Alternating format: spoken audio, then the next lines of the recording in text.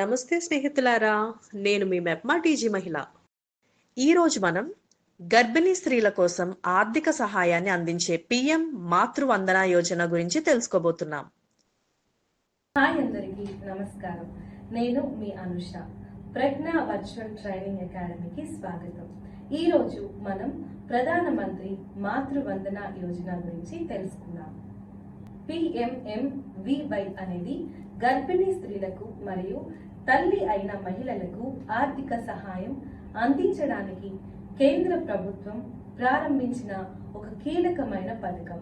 ఇది 2017లో ప్రారంభించబడింది. గర్భధారణ సమయంలో మహిళలు ఆరోగ్యంగా ఉండడం, తగిన పోషక ఆహారం తీసుకోవడం, తల్లి మరియు శిశువు ఆరోగ్య పరిరక్షణ కలగడం వంటి అంశాలపై దృష్టి సారిస్తూ ఈ పథకం రూపొందించబడింది. ఈ పథకం యొక్క ప్రధాన లక్ష్యం గర్భిణీ సమయంలో పనిచేసే మహిళలకు విశ్రాంతి తీసుకునే అవకాశాన్ని కల్పించడం. ఎందుకంటే చాలా మంది మహిళలు గర్భధారణ సమయంలో తగిన విశ్రాంతి లేకుండా ఆర్థిక సమస్యల కారణంగా పనిచేస్తూ ఉంటారు. ఇది తల్లి ఆరోగ్యంపై, భవిష్యత్ శిశువుల ఆరోగ్యంపై ప్రతికూల ప్రభావం చూపుతుంది. ఇలాంటి పరిస్థితిని నివారించడమే ఈ పథకం యొక్క ముఖ్య లక్ష్యం.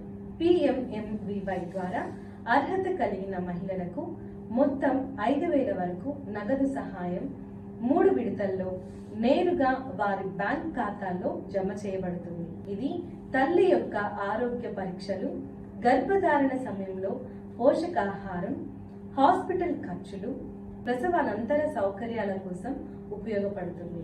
ఈ పథకం ఆయుష్మాన్ భారత్, జనని శిశు సంరక్ష కార్యక్రమం, పోషణ అభియాన్ వంటి ఆరోగ్య మరియు పోషణ కేంద్రిత కార్యక్రమాలకు అనుబంధంగా పనిచేస్తుంది.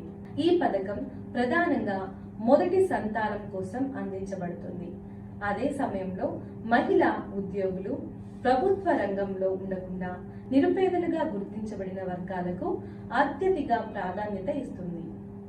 పథకం యొక్క అమలు అంగన్వాడీ కేంద్రాల ద్వారా లేదా ఆరోగ్య సిబ్బంది ద్వారా జరుగుతుంది. అవసరమైన పత్రాలు. PMMVY పథకం కింద గర్భిణీ స్త్రీలు పథకానికి దరఖాస్తు చేయాలంటే వారు తమ అర్హతను నిరూపించేందుకు మరియు నగదు సహాయం పొందేందుకు కొన్ని ముఖ్యమైన పత్రాలను సమర్పించాల్సి ఉంటుంది. ఈ పత్రాలు సరైన విధంగా సిద్ధంగా ఉంటే పథకం ప్రయోజనాలు సకాలంలో అందుతాయి. ఇప్పుడు ఒక్కొక్క అవసరమైన డాక్యుమెంట్ ను విపులంగా తెలుసుకుందాం. మొదటిగా అత్యంత ముఖ్యమైనది ఆధార్ కార్డు. ఇది లబ్ధిదారురాలి గుర్తింపునకు ప్రధాన పత్రం. ఆధార్ ద్వారా ఆమె పేరు, వయస్సు, చిరునామా మరియు బయోమెట్రిక్ సమాచారం ధృవీకరించబడుతుంది. ఇది బ్యాంక్ ఖాతాలో లింక్ అయి ఉండాలి. రెండవ పత్రం బ్యాంక్ ఖాతా వివరాలు.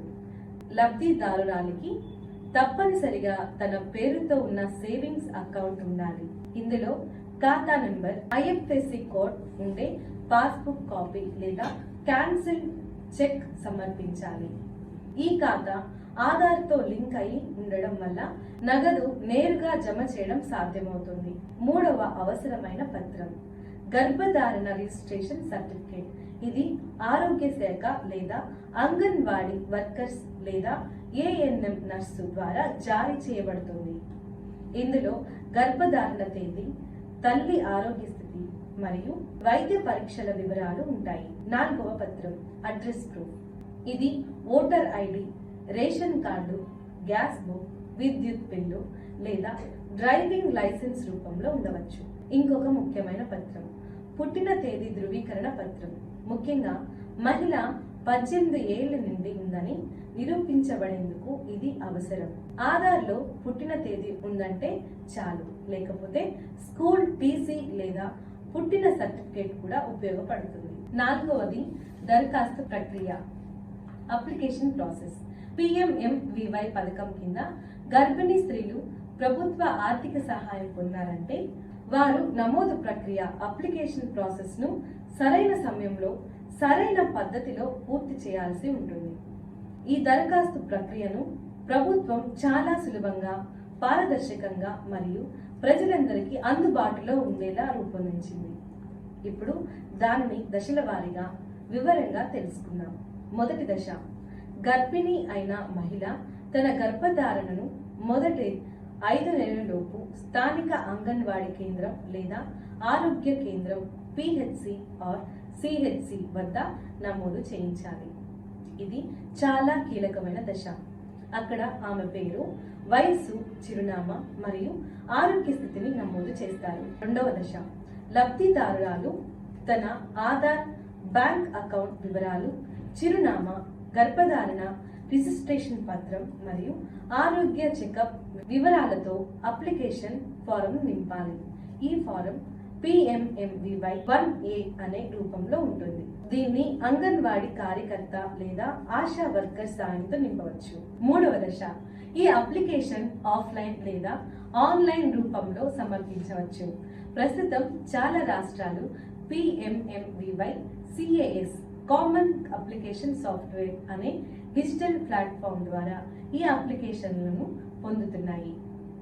ఇది అంగన్వాడీ సిబ్బంది లేదా ఆరోగ్య సిబ్బంది ఉపయోగించే ప్రత్యేక గవర్నమెంట్ సాఫ్ట్వేర్. నాలుగవ దశ, అప్లికేషన్ సమర్పించిన తర్వాత మొదటి విడతలో 1000 రూపాయలు లభిస్తుంది. దీనికోసం మహిళ కనీసం ఒక AN చెకప్ చేయించాలి. రెండవ విడత సొమ్ము 2000 రూపాయలు గర్భధారణ 6వ నెల నాటికి పూర్తి చేసిన తర్వాత లభిస్తుంది.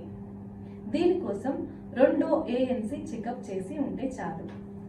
ఐదవ దశ చివరిది, మూడవ విడత నగదు సహాయం 2000 రూపాయలు ప్రసవానంతరం శిశువుకు మొదటి చక్కటి టీకాలు వేసిన తర్వాత లభిస్తుంది. ఈ దశలో వ్యాక్సినేషన్ రికార్డ్ లేదా ఆరోగ్య కేంద్రం ద్వారా ఇచ్చే టీకా ధృవీకరణ పత్రం సమర్పించాలి. ఈ మొత్తం ప్రక్రియలో మీరు ఇచ్చే సమాచారాన్ని ప్రభుత్వం ఆధార్ మరియు బ్యాంక్ ఖాతాతో క్రాస్ వెరిఫై చేస్తుంది. అన్ని దశలు పూర్తయిన తర్వాత మొత్తం 5000 రూపాయల మొత్తాన్ని 3 విడతల్లోనూ నేరుగా లబ్ధిదారులకు జమ చేస్తారు. ప్రయోజనాలు. మొదటి ప్రయోజనం, గర్భిణీ తల్లికి మొత్తం 5000 రూపాయల నగదు సహాయం లభిస్తుంది. ఈ మొత్తం 3 విడతల్లో ఇవ్వబడుతుంది. మొదటిగా గర్భధారణ ప్రారంభంలో ఆరోగ్య పరీక్షల తర్వాత 1000 రూపాయలు. రెండవదిగా గర్భధారణ 6వ నెల నాటికి రెండవ AN చెకప్ తర్వాత 2000 రూపాయలు. ప్రసవానంతరం శిశువుకు టీకాలు వేసిన తర్వాత 2000 రూపాయలు. ఈ నగదు తల్లి తగిన పోషకాహారం తీసుకోవడం, వైద్య ఖర్చులు నిర్వహించడం మరియు విశ్రాంతిని పొందడం వంటి అవసరాల కోసం ఉపయోగపడుతుంది. రెండవ ప్రయోజనం, తల్లి ఆర్థిక ఒత్తిడి లేకుండా విశ్రాంతి తీసుకునే అవకాశం కలుగుతుంది. ఇది ప్రధానంగా అనౌపచారిక రంగంలో పనిచేసే మహిళలకు వరంగా మారింది. గర్భధారణ సమయంలో పని చేయలేని పరిస్థితుల్లో కుటుంబ ఆదాయానికి భంగం కలగకుండా ఈ నగదు వలన తల్లి ఆరోగ్యం కాపాడబడుతుంది. మూడవ ప్రయోజనం, గర్భధారణ సమయంలో తగిన వైద్య పర్యవేక్షణ తీసుకోవాలని తల్లులలో అవగాహన పెరుగుతుంది. ఆరోగ్య కేంద్రాల ద్వారా చెకప్స్ చేయించుకోవడం, టీకాలు వేయించుకోవడం వంటి అంశాలు తప్పనిసరిగా ఉండడం వల్ల తల్లులు వైద్య సేవలను ఉపయోగించుకోవడం పెరుగుతుంది. నాలుగవ ప్రయోజనం, శిశువు ఆరోగ్యం మెరుగవుతుంది. తల్లి పోషకాహారం బాగా తీసుకుంటే పుట్టిన శిశువు తక్కువ బరువుతో లేదా పోషణ లోపంతో పుట్టే ప్రమాదం తగ్గుతుంది. అలాగే టీకాలు తప్పనిసరిగా చేయించుకోవడం వలన శిశువు చిన్న వయసులో తీవ్రమైన వ్యాధులకు గురయ్యే అవకాశం తక్కువ అవుతుంది.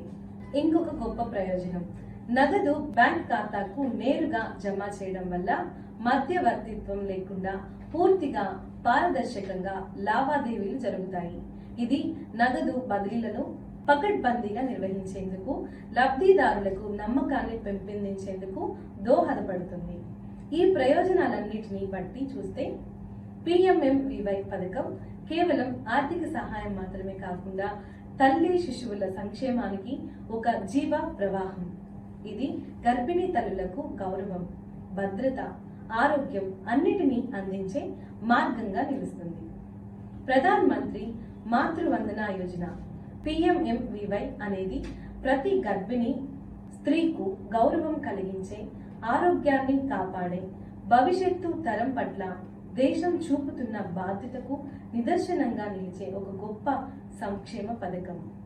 ఈ పథకం గర్భధారణ సమయంలో మహిళలు ఎదుర్కొనే ఆర్థిక సమస్యలను పరిష్కరించడానికి, వారిలో ఆరోగ్యంపై అవగాహన పెంచడానికి మరియు తల్లి శిశువు మృత్యు రేటును తగ్గించడానికి కీలకంగా పనిచేస్తుంది. ఇది కేవలం నగదు సహాయం పథకం కాదు, ఇది తల్లి ఆరోగ్యం పట్ల ప్రభుత్వం చూపిన శ్రద్ధను ప్రతిబింబించే ఒక మార్గదర్శక చట్టం. ఎందుకంటే ఒక తల్లి ఆరోగ్యంగా ఉంటేనే పుట్టిన బిడ్డ ఆరోగ్యంగా ఉంటుంది, బిడ్డ ఆరోగ్యంగా ఉంటేనే సమాజం ఆరోగ్యంగా ఉంటుంది. ఈ గొప్ప భావనతో రూపొందించబడిన ఈ పథకం గర్భిణీ స్త్రీకు ఆమె తల్లి తన దశలో విశ్రాంతి, పోషణ, వైద్య పర్యవేక్షణ, గౌరవం అన్నిటినీ సమంగా అందిస్తుంది. ఈ పథకం ద్వారా గర్భధారణ సమయంలో ఆర్థికంగా నలిగిపోయే మహిళలకు 5,000 రూపాయల నగదు సహాయం ఇచ్చి ఆమెకు ఒక భరోసా కల్పిస్తుంది. ఈ భరోసా ఆమెకు శారీరకంగా కాకుండా మానసికంగా కూడా సంతోషాన్ని, ధైర్యాన్ని కలిగిస్తుంది. తల్లి ఆరోగ్యంగా ఉంటేనే శిశువు బలంగా పుడతాడు. అలాగే వయస్సుకు తగిన పోషణ, పరీక్షలు, టీకాలు అన్ని సమయానికి జరిగితే శిశువు ఆరోగ్యంగా సుదీర్ఘకాలం నిలుస్తుంది. ఈ పథకం ద్వారా వైద్య సేవలు, అంగన్వాడీ కేంద్రాల ద్వారా పర్యవేక్షణ, బ్యాంక్ ట్రాన్స్ఫర్స్ పద్ధతిలో నగదు పంపిణీ వంటి వ్యవస్థలు ఉపయోగించి గర్భిణీ స్త్రీ జీవితంలో పారదర్శకత మరియు నమ్మకాన్ని నాటుతోంది. ఇకపై తల్లి ఆరోగ్యం ఒక కుటుంబ వ్యక్తిగత బాధ్యతే కాదు, దేశం మొత్తం కలిసి చూసుకోవాల్సిన అంశంగా మారింది. ముఖ్యంగా గ్రామీణ ప్రాంతాల మహిళలు, రోజువారీ కూలీలు, నిరుపేద వర్గాల గర్భిణీలు ఈ పథకాన్ని పూర్తిగా వినియోగించుకోవాలి. ఎందుకంటే ఇది వారికి ప్రభుత్వం అందిస్తున్న ఆత్మవిశ్వాసం మరియు గౌరవం. వారికి అందించే సహాయం కేవలం సొమ్ము కాదు, అది తల్లి కోసం సమాజం చేస్తున్న నిబద్ధత. ఈ పథకం ప్రతి తల్లి హక్కుగా ఉపయోగించుకోవాలి. ఇది ఆమెకు కాదు, సమాజానికి అవసరం. ఎందుకంటే తల్లి ఆరోగ్యంగా ఉంటేనే దేశం బలంగా ఉంటుంది. ఈ పథకం ద్వారా తల్లి బిడ్డల ఆరోగ్యం కోసం ప్రభుత్వం ఇచ్చే ప్రోత్సాహాన్ని ఉపయోగించుకోండి. ఇప్పుడు మనం నేర్చుకున్న టాపిక్ పై కొన్ని ప్రశ్నలను చూద్దాం.